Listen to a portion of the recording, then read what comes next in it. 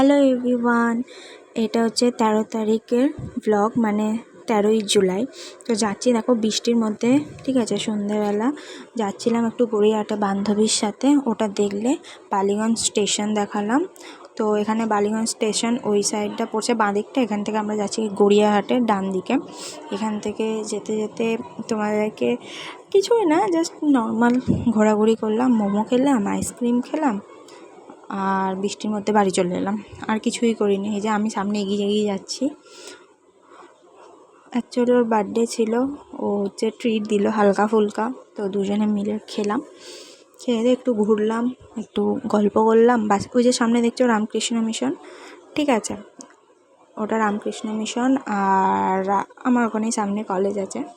আমরা খেলাম, তারই অপোজিটে ওখানে একটা মোমোর স্টল আছে, ওখানে খেলাম। এটা নতুন জুডিও ওপেন হয়েছে, ঠিক আছে। এখানে একদিন যাব, সেই ব্লগটা তোমাদের সাথে শেয়ার করব।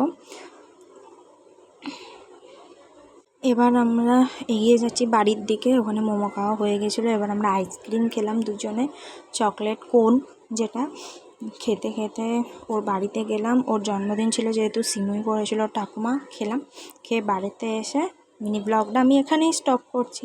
চলো দেখা হচ্ছে আবার নতুন করে, টাটা।